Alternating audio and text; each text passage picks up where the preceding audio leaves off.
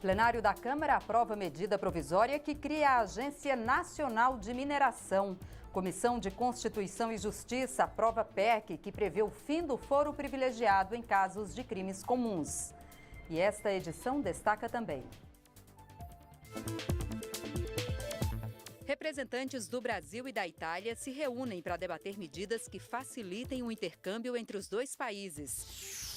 E a Câmara entrega a Medalha do Mérito Legislativo a personalidades e instituições. Boa noite em Brasília, 9 horas e 37 minutos. O Jornal da Câmara começa agora. O plenário da Câmara aprovou nesta quarta-feira a medida provisória que cria a Agência Nacional de Mineração, que será responsável por regular e fiscalizar o setor. Este é o resultado de mais uma medida provisória do chamado pacote de mineração, analisado pelos deputados. A gente vai falar agora com a repórter Dini Moraes, que tem as informações, ela está no Salão Verde. Dini, daqui a pouquinho a gente fala da sessão do Congresso, que acabou agora há pouco, mas antes vamos falar dessa medida provisória. Como é que deve funcionar na prática essa agência reguladora aí, essa agência de mineração? Olá, Jaciene, boa noite a todos que nos acompanham agora ao vivo pela TV Câmara. É uma nova agência reguladora que deve funcionar nos moldes das agências reguladoras que já existem atualmente, como a Anatel, que fiscaliza o setor de telecomunicações, há também agências reguladoras no setor de planos de saúde, enfim, uma agência reguladora que vai regular e fiscalizar o setor de mineração, que hoje é responsabilidade do DNPM, que é o Departamento Nacional de Produção Mineral. Só que vários deputados e inclusive servidores desse órgão reclamam da falta de estrutura que esse departamento tem frente ao tamanho da mineração, do setor de mineração no país, né? A criação dessa nova agência daria mais estrutura e pernas, digamos assim, para fiscalizar de fato o setor, assim como ele precisa ser fiscalizado. Para você ter uma ideia, Jaciene, uma das mudanças que foi aprovada agora há pouco aqui no plenário foi a obrigatoriedade de se colocar uma unidade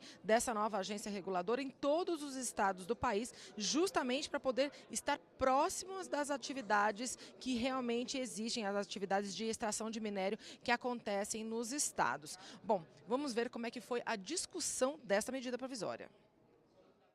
4% do produto interno bruto brasileiro vem da mineração. O setor emprega diretamente cerca de 200 mil pessoas. O Brasil tem mais de 8 mil minas em atividade e a mineração responde por 21% das exportações do país. A questão da mineração é algo que a gente precisa analisar com muito critério, sobretudo pelo impacto que tem na questão ambiental e também na questão das comunidades. No plenário, os deputados retomaram a votação das medidas provisórias que regulam o setor. Foi aprovada a medida provisória 791, que cria a Agência Nacional de Mineração e extingue o Departamento Nacional de Produção Mineral. A agência vai colocar em prática a Política Nacional para a Mineração, fiscalizar a atividade e definir normas para o aproveitamento dos recursos. Também será responsável pela análise das outorgas de exploração mineral e pela mediação de conflitos no setor. O país requer a 791. Porque a 791 diz respeito à autonomia para fiscalização, à autonomia para controlar a arrecadação do CEFEM, a autonomia do Estado como mediador, inclusive, dos conflitos que estão postos. Nós não podemos continuar com o DNPM como vinha estando. Imagine, por exemplo, processos parados há 10, 15 anos e a população precisando, o setor de mineração precisando crescer, mas infelizmente pelo sucateamento de que a máquina esteve, isso não era possível. Vou votar sim em homenagem aos servidores do Departamento Nacional de Produção Mineral que integrarão a agência. Então eu imagino que essa não será uma agência facilmente capturável, porque servidores têm uma história de luta em defesa do patrimônio brasileiro no que toca a esse ambiente mineral. Houve polêmica mesmo com todos os partidos a favor da criação da agência. A discordância era em torno da criação de uma taxa anual a ser paga para o novo órgão de controle. Em meio a muita discussão, a taxa foi derrubada. Não sei por que o governo vem fazer uma manobra para tentar aprovar uma taxa que todos os relatores já disseram ela é inconstitucional e ela é contrária, inclusive, aos estados. É mais uma forma da União tomar dinheiro do Pará, tomar dinheiro de Minas, tomar dinheiro da Bahia, tomar dinheiro dos estados. Assim não dá para ser da base do governo. Essa taxa do governo federal vai inviabilizar a taxa de fiscalização do governo de Minas. Hoje o governo de Minas arrecada milhões de reais com a taxa. A taxa do governo federal é para fiscalizar também. E não pode ter duas taxas para fazer o mesmo serviço. A gente fala em fortalecimento da agência e impede que ela arrecade pelos serviços técnicos que prestem. É inadmissível pensar isso. Então vamos manter a taxa, tem que acabar com esse excesso de liberalismo em que o Estado só é forte para atender os interesses dos poderosos. Tem que ser forte para fiscalizar a ação dos poderosos.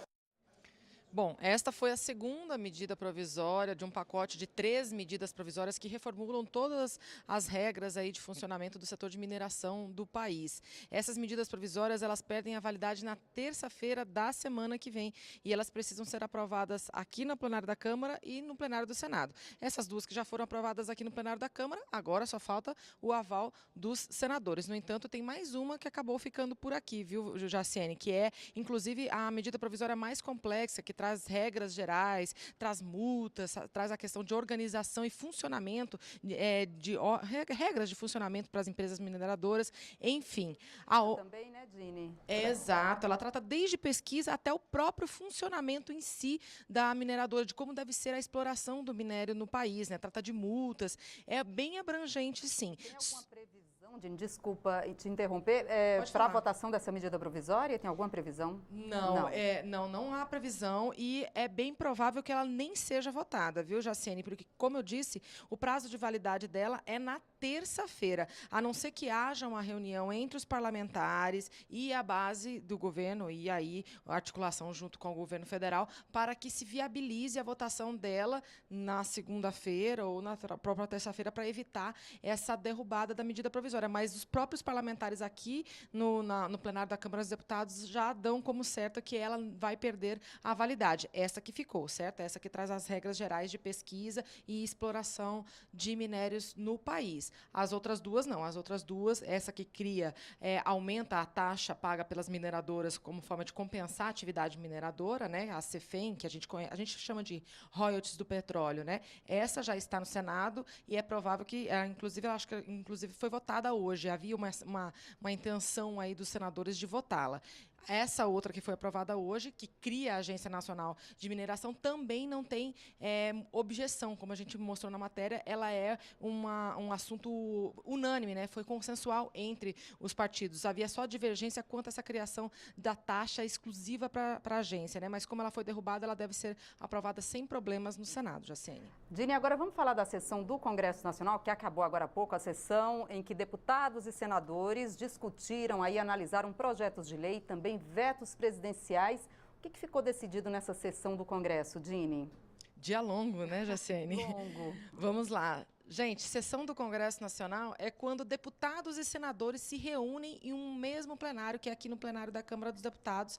Desta vez foi para decidir sobre vetos presidenciais. Os vetos presidenciais, vamos lembrar, são trechos ou leis inteiras que são aprovadas aqui pelo Congresso Nacional, só que quando chegam lá na hora de serem sancionadas para virar lei na presidência da República, o presidente não concorda ou acha que avalia que aquilo não responde às leis ou não corresponde à Constituição, e acaba vetando. Esse veto ele volta para a análise dos deputados e senadores aqui. E essa foi a sessão de hoje. 2 vetos acabaram sendo derrubados e foram por unanimidade, viu, Jaciene? Inclusive com a concordância do governo, que acordou essa derrubada dos vetos. Um deles trata de uma reivindicação antiga dos prefeitos, que trata do encontro de contas. O que seria isso? Olha, para o governo cobrar a dívida previdenciária dos municípios, das prefeituras, O governo, primeiro, tem que fazer um levantamento de quanto ele está devendo de repasse para os municípios e que até hoje não fez. Aí o saldo dessa conta, aí sim, vai ser passado para os municípios renegociarem essa dívida junto ao governo federal. Os prefeitos aplaudiram demais, tinham vários prefeitos, inclusive da Bahia, aqui no plenário da Câmara dos Deputados, e eles pressionavam para a votação desse veto presidencial, que teve a anuência, como eu disse, do governo. O outro veto presidencial derrubado foi na área da cultura. Trata da prorrogação da isenção fiscal para a compra de equipamentos para ampliação e construção de salas de cinema no país. É a chamada do Recine, né? Havia aí uma polêmica sobre a duração dessa isenção fiscal, que já existe desde 2012. A medida provisória trazia até o final deste ano. Aí, aqui, durante a conversa aqui no Congresso Nacional, isso foi prorrogado para 2019 e chegou lá na hora da sanção, o presidente Temer vetou isso. Agora foi derrubado esse veto também e foi bastante comemorado, principalmente pelos parlamentares. Ou seja, Dini, veto derrubado, então mantém o que foi aprovado pelo Congresso Nacional até 2019. Então. Até 2019, mas lembrando, viu, Jacene, tem uma outra medida provisória que trata desse tema, que traz de novo a data de 31 de dezembro de 2017, mas os líderes do governo aqui no Senado, aqui no Congresso Nacional, tanto o senador Romero Jucá, que é o líder lá no Congresso, lá no Senado, quanto o líder do Congresso mesmo, que é o deputado André Moura, já assumiram um compromisso de que essa data não está valendo. Vai valer mesmo a prorrogação até o final de 2019. Tá certo, Dini. Esses são os destaques, então, da sessão do Congresso Nacional, né? Tem só mais uma coisinha, que foi o remanejamento de 7 bilhões de reais do orçamento, que foi um projeto aí que cancela a verba de algumas ações e coloca mais dinheiro em outras ações que já estavam previstas no orçamento. Entre as ações que vão receber mais dinheiro do que o previsto está a propaganda para fazer a reforma da Previdência. Jaciene. Tá certo, Dini. Muito obrigada pelas informações. Boa noite. Boa noite. A Comissão de Constituição e Justiça da Câmara aprovou uma proposta de emenda à Constituição que prevê o fim do chamado foro privilegiado em casos de crimes comuns. O texto já foi aprovado pelo Senado. Na prática, o texto aprovado pela CCJ acaba com o direito de autoridades como ministros, deputados e senadores responderem inicialmente a ações penais no STF. A proposta mantém o foro privilegiado apenas para os presidentes da República, da Câmara, do Senado e do Supremo Tribunal Federal. O relator, deputado Efraim Filho, defendeu a proposta. O foro privilegiado é um resquício aristocrático, arcaico e que precisa ser atualizado. É uma evolução da nossa cidadania que precisa combater com mais rigor a impunidade e a corrupção. E o foro ele tem sido uma mensagem de blindagem para aqueles que cometem crime revestidos de mandatários. O deputado Chico Alencar também votou pela aprovação, mas ele diz que alguns políticos têm forte poder de influência sobre as instâncias inferiores e poderiam interferir nos julgamentos nos estados.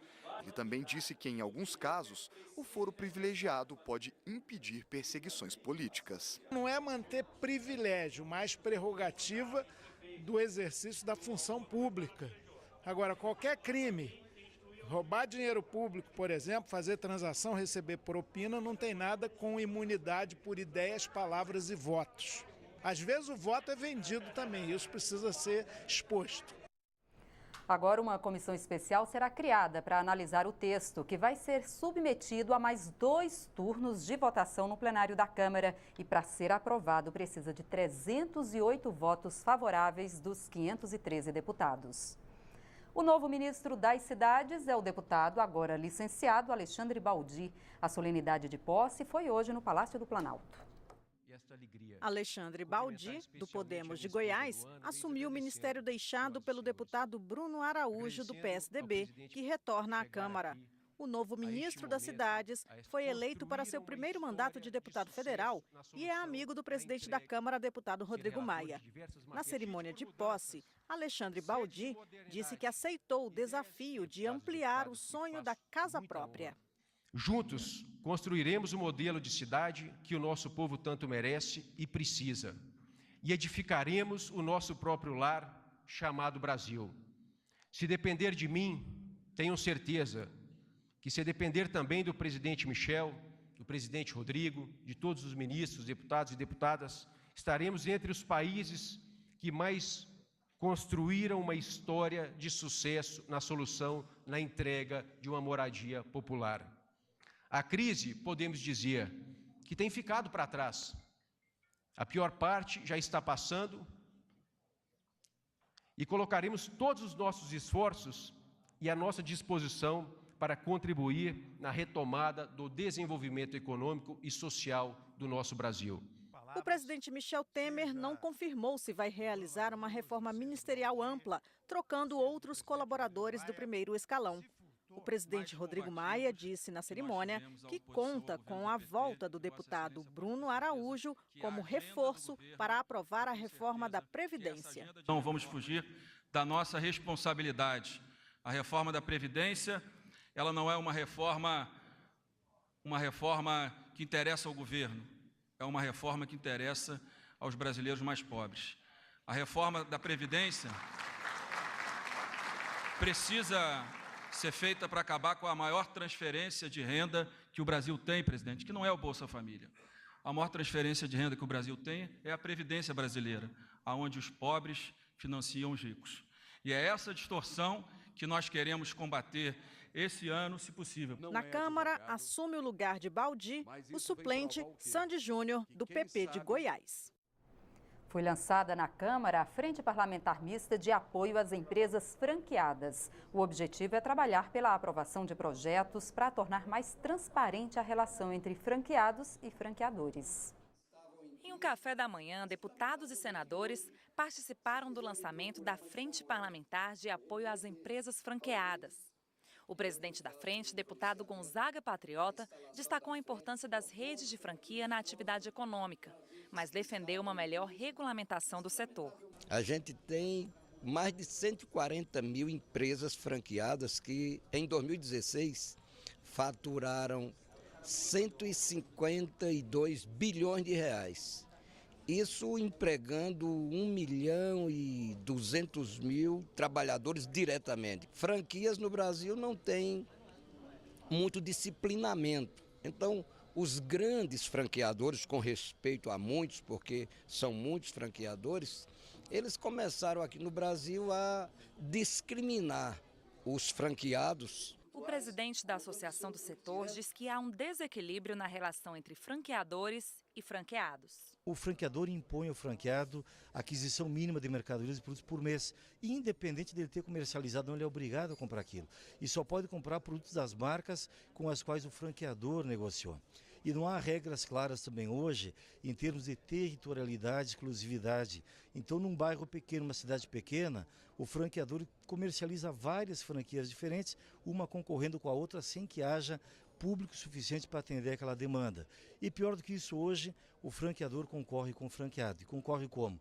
Sobretudo com as vendas online, vendas internet. Os membros da frente também condenam a prática dos shopping centers, onde se concentram muitas lojas franqueadas, de cobrar mais de um aluguel em períodos de maior movimento. Você aluga uma loja num shopping, você paga os 12 meses, aí você paga o 13º do dia dos namorados, o 14º do dia das mães, o 15º do Natal. Isso é brincadeira. A Frente Parlamentar, ela está se concentrando em dois projetos, né? Aqui, um na Câmara e um no Senado Federal.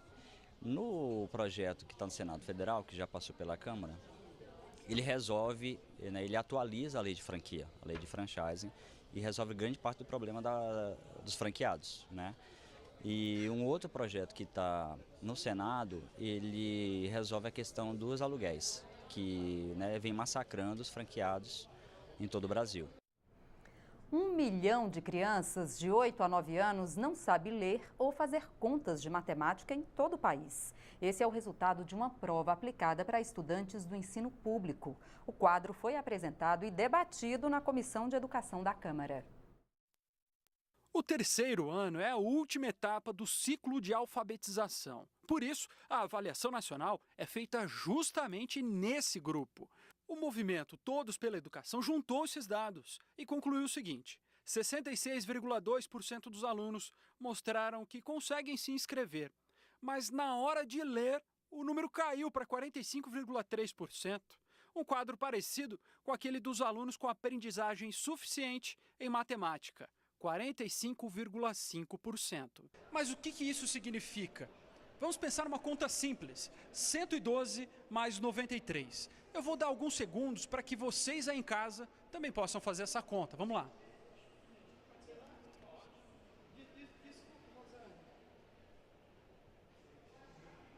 Já deu, né? O resultado dessa conta é 205.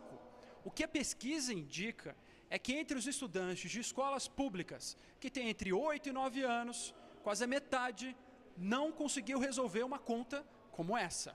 O levantamento é um esboço do país que o Brasil vai ser lá no futuro. Isso é grave para os próprios alunos, que futuro que eles podem sonhar sem estarem alfabetizados. Isso é muito grave para o país. Então, em termos de crescimento econômico, de redução de desigualdade, que o país que a gente quer para o nosso futuro já está sendo construído nas escolas. E, infelizmente, não está sendo bem construído. Ruim para o país, pior ainda para a criança. Ela vai levar o resto da história dela essa deficiência, se ela não tiver um trabalho de recuperação, no sentido de recompor a sua capacidade de leitura, de escrita, de interpretação dos textos. Acho que o Brasil precisa tomar uma decisão como uma política prioritária. Infelizmente, a sociedade brasileira só prioriza a educação no discurso. E, infelizmente, a educação brasileira para os políticos não é eixo central para o desenvolvimento do nosso país. Entre o falar e o fazer, a comissão deixa uma pergunta no ar. Parlamentares, diplomatas, militares e empresários do Brasil e da Itália se reuniram nesta quarta-feira para debater medidas que facilitem o intercâmbio entre os dois países, desde a produção de armamento até a validação de diplomas e da carteira de motorista. O encontro teve a participação do ministro da Defesa, do presidente da Câmara e do embaixador da Itália. Furlan Pellegrino Biondini. O Grupo Parlamentar Brasil-Itália existe há quase 40 anos e muitos dos seus integrantes são descendentes de italianos que migraram, como 30 milhões de brasileiros. Esse grupo é muito importante. A Itália é um dos 10 países que mais investem do mundo. Aqui nós temos dezenas, centenas de empresas no Brasil. São cerca de 900 empresas italianas, empregando quase 200 mil trabalhadores. No seminário promovido em conjunto com a Comissão de Relações Exteriores, os deputados discutiram a cooperação entre os dois países em campos como a indústria da defesa. Nós fizemos um projeto comum, a MX, que gerou um grande salto para a Embraer, né? Nós temos um projeto todo de recomposição e modernização de nossa frota de blindado do Exército Brasileiro, que é desenvolvido com a Iveco. Né? Nós temos também a expectativa de uma parceria Itália-Brasil em torno do centro de lançamento de Alcântara, que é o melhor centro de lançamento do mundo e que tem uma perspectiva de trazer um grande volume de divisas para o Brasil. O seminário também debateu medidas que facilitem a vida de empresas e o dia a dia dos cidadãos dos dois países, como o reconhecimento de diplomas universitários e o acordo que permite usar carteiras de motorista de um país no outro. Foi aprovado pela Itália e aqui no Brasil passou pelo Ministério das Relações Exteriores, Cidades, Justiça, passou pela Câmara dos Deputados e agora foi aprovado pelo Senado. Então ele já deve entrar em vigor no máximo em 60 dias. Outra mudança importante para incentivar os negócios entre Brasil e Itália é a concessão de vistos, que ficou mais simples com a nova lei de imigração, votada este ano no Brasil. Os vistos não serão mais visto de turismo, visto de negócios, visto de trabalho temporário, são vistos de visita.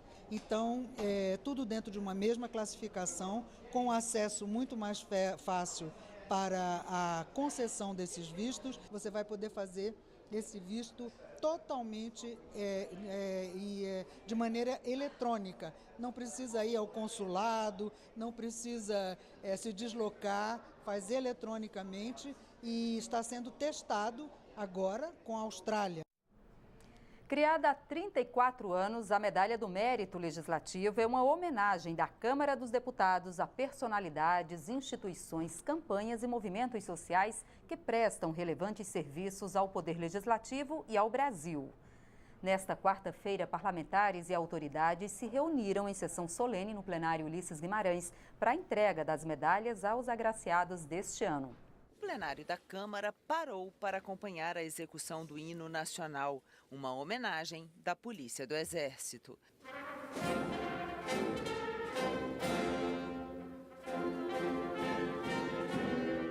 O presidente da Câmara, deputado Rodrigo Maia, abriu a sessão e explicou a importância da homenagem. Acredito que a outorga da Comenda estreita os vínculos entre a Câmara dos Deputados e a sociedade, aproxima o parlamento do cidadão, cria canais de comunicação e interação que são não apenas importantes, mas também fundamentais numa democracia representativa como a nossa. Um dos agraciados desta edição é o deputado federal Ricardo Zaratini, morto em outubro.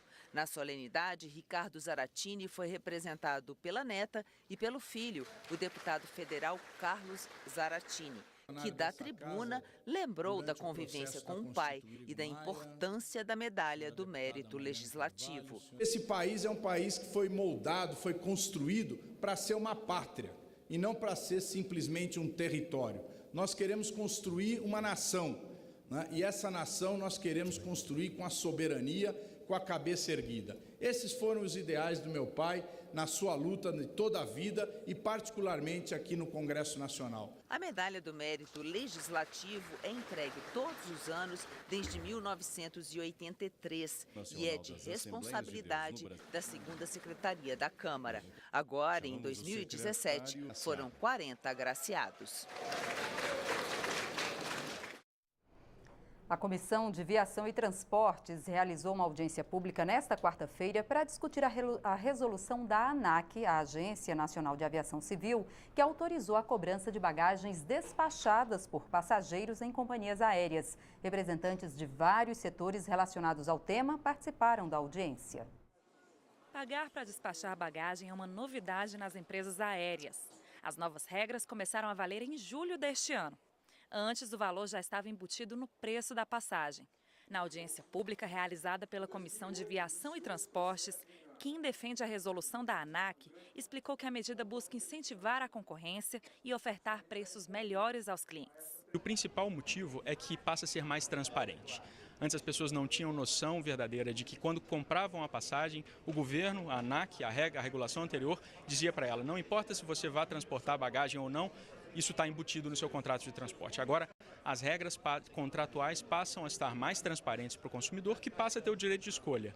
Eles têm à sua disposição, portanto, tarifas sem a bagagem e agora com a bagagem embutida, como era na regra anterior. 60% dos passageiros que têm viajado têm pagado menos de R$300 pelos seus bilhetes, tá certo? Uma parte bastante relevante desses passageiros tem comprado bilhetes sem franquia de bagagem, viajado com pequenas valizes de mão. E o nível de reclamações que nós temos nos nossos canais, embora exista e sempre procuramos atender, está longe de ter explodido ou crescido. Promoveu um grande crescimento do setor, um aumento significativo do número de passageiros para o modal aéreo e promoveu também uma redução significativa do preço das passagens. Então a expectativa é que esse processo, que ainda não se concluiu, há mais a fazer com relação à desregulamentação, foi um processo benéfico para todo o setor. Quem é contra a resolução da ANAC sobre franquias de bagagem diz que muitos consumidores estão insatisfeitos, porque não veem nenhum benefício. Além disso, a medida não teria resultado em queda no preço das passagens, como prometido. Mudanças nos direitos dos passageiros colocam em risco, com certeza, os consumidores, porque, por óbvio, esses direitos, na verdade, serão manipulados por esse pequeno número de operadoras e não vai se reverter, como não está se revertendo em benefício dos passageiros e dos consumidores. Apenas significou uma forma das empresas diminuírem o custo, aumentarem seus lucros, sem o passageiro ganhar nada. No momento em que o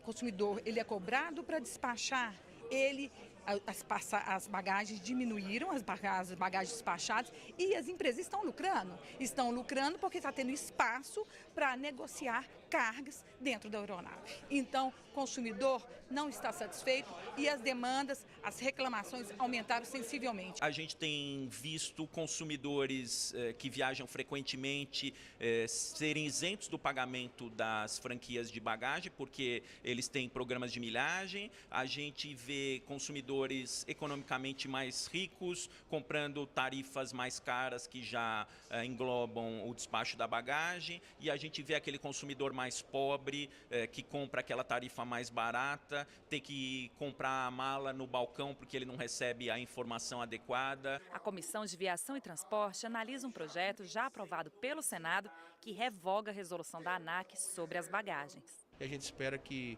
a Câmara possa, de forma muito célere, votar isso, aprovar e devolver ao cidadão brasileiro o direito de levar sua bagagem no avião sem precisar ser cobrado por isso. Esta edição termina agora. Para outras informações ou para rever nossas reportagens, é só acessar o nosso portal na internet. O Jornal da Câmara volta amanhã. Até lá. Tchau.